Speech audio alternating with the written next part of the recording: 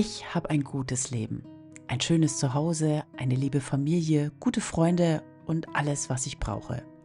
Dennoch ist es mir wichtig, mein Leben einfacher und leichter zu gestalten. Für ein einfaches Leben muss man nicht in einer Hütte im Wald wohnen, Selbstversorger sein und auf alles verzichten. Je nachdem, wie man es für sich definiert, kann man das genauso gut in einer Wohnung in der Stadt oder in einem Haus auf dem Dorf führen.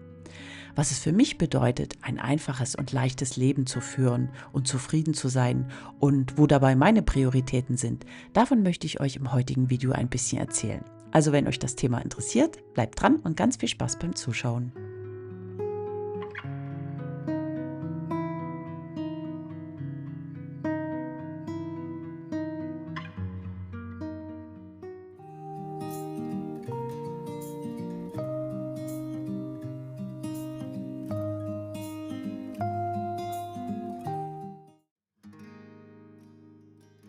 Mein Weg zu mehr Einfachheit begann irgendwann mit dem tiefen Wunsch nach einer Veränderung. Ich habe gemerkt, dass ich oft viel zu viel um mich herum hatte. Dinge, Verpflichtungen und sogar Gedanken. Das fühlte sich irgendwann ganz schön erdrückend an. Und ich wollte mich dabei mehr auf das konzentrieren, was mir wirklich Freude bringt, was mir gut tut und nicht mehr nur auf das Räumen, Erledigen oder irgendetwas hinterherrennen, das ich nicht erreichen konnte. Die Veränderung begann damals ganz explizit mit dem Auszug aus unserem Haus in eine Wohnung. Wir haben damals ganz viel ausgemistet von uns, unseren Vorleben und den Generationen vor uns. Altlasten, mit denen wir uns einfach nicht mehr belasten wollten. Wir haben uns damals gefragt, was uns diese Dinge bringen und was uns wichtig ist. Und nach langem genauen Überlegen haben wir uns von ganz vielem getrennt, was wir nicht mehr gebrauchen konnten, was nur Platz, Energie und Zeit geraubt hat.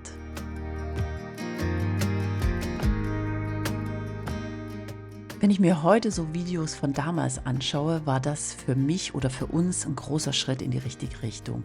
Denn je mehr ich mich von Dingen getrennt habe und losgelassen habe, was ich nicht mehr brauche, desto mehr Klarheit und Freiheit habe ich dadurch gewonnen. Das hat mir wirklich geholfen, mich auf das Wesentliche zu konzentrieren und jetzt ein Leben zu führen, das mehr Zeit, Raum für Freude und Zufriedenheit bietet, wo ich mich nicht mehr mit Sachen rumärgern muss, die mich einfach nur noch nerven. Und das Minimalisieren war einer der ersten Schritte davon.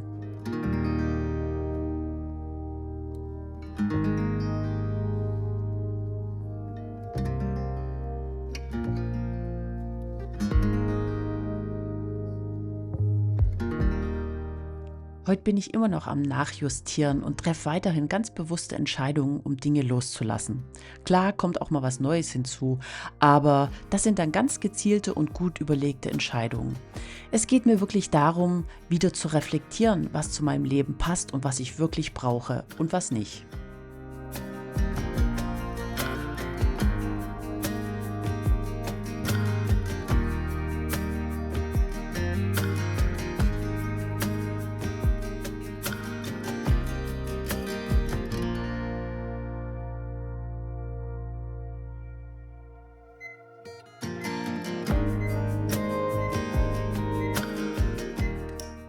Einfach zu leben heißt für mich auch, bewusster mit meiner Zeit umzugehen und Routinen zu entwickeln. Die sind mir wichtig, weil sie mir helfen, meinen Alltag zu strukturieren, alles überschaubar zu machen und trotzdem flexibel zu bleiben, um meine Vorhaben besser zu schaffen.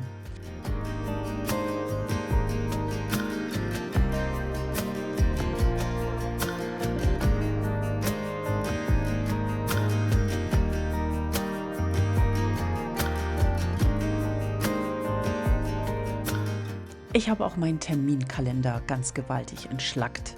Ich muss nicht mehr auf jeder Hochzeit tanzen. Stattdessen plane ich ganz bewusst viel mehr Zeit für Dinge ein, die mir wirklich wichtig sind. Treffen mit Freunden, Lesen, Radfahren oder auch einfach mal nichts tun. Ich habe auch gelernt, Nein zu sagen zu Verpflichtungen, die ich nicht wirklich machen möchte, ohne mich dafür erklären zu müssen. Außerdem pflege ich ganz bewusst Freundschaften, die mir wichtig sind, die auf Gegenseitigkeit beruhen und wo ich nicht das Gefühl habe, ausgenutzt zu werden. Das musste ich auch erst lernen. Und all diese bewussten Entscheidungen helfen mir, dass sich mein Leben viel erfüllter anfühlt.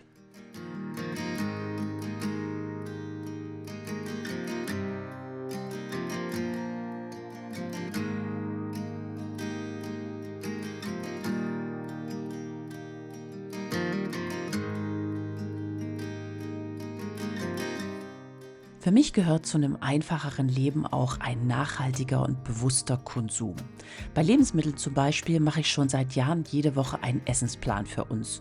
Und wir gehen dann ganz gezielt einmal die Woche mit einem Einkaufszettel einkaufen, was uns natürlich hilft, viel bewusster einzukaufen und nur das zu holen, was auf dem Zettel steht. Jeden Samstag ist bei uns Wochenmarkt. Dort hole ich dann für die ganze Woche frisches Obst, Gemüse, Eier, manchmal Oliven oder auch gefüllte kleine Paprika.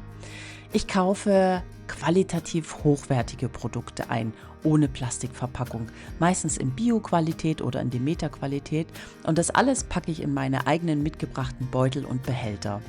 Für uns ist das aber nur finanzierbar, weil wir sonst auf Fertigessen, Fastfood, Softdrinks, Süßigkeiten, aber auch auf Sonderangebote, Non-Food-Artikel und den ganzen anderen Nippes verzichten. Ich koche für unsere Familie jeden Tag frisch und habe gelernt, auch mit ganz einfachen Zutaten ein leckeres Essen auf den Tisch zu zaubern.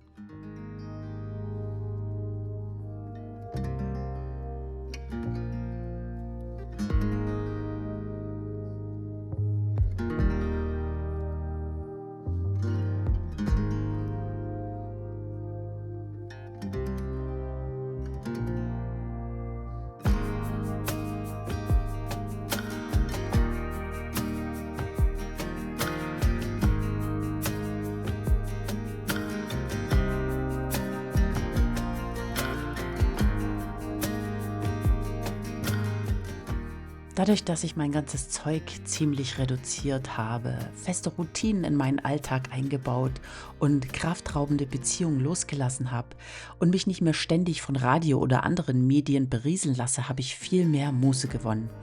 Ich kann jetzt die Zeit, die ich dadurch gewonnen habe, nehmen, um Dinge wieder mit den Händen zu machen, Sachen auszuprobieren und alte Praktiken wieder zu entdecken, wie zum Beispiel Sauerteigbrot backen oder Lebensmittel fermentieren.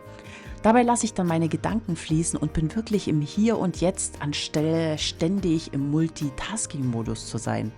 Mir gibt das so ein richtig tiefes Gefühl von Zufriedenheit und Dankbarkeit und lässt mich auch die kleinen Dinge im Leben wieder viel mehr wertschätzen. Und das hat für mich auch was mit Einfachheit zu tun.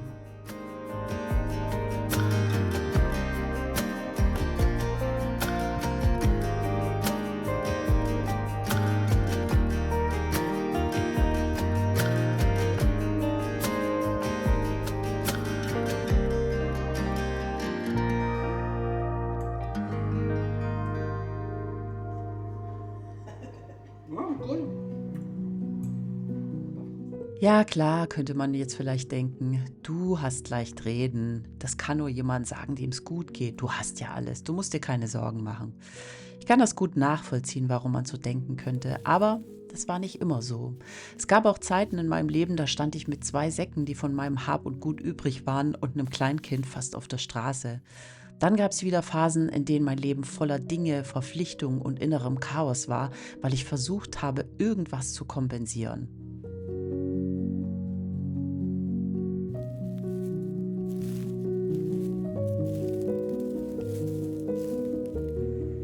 Zufriedenheit habe ich nicht durch äußere Umstände gefunden, sondern durch meine innere Haltung.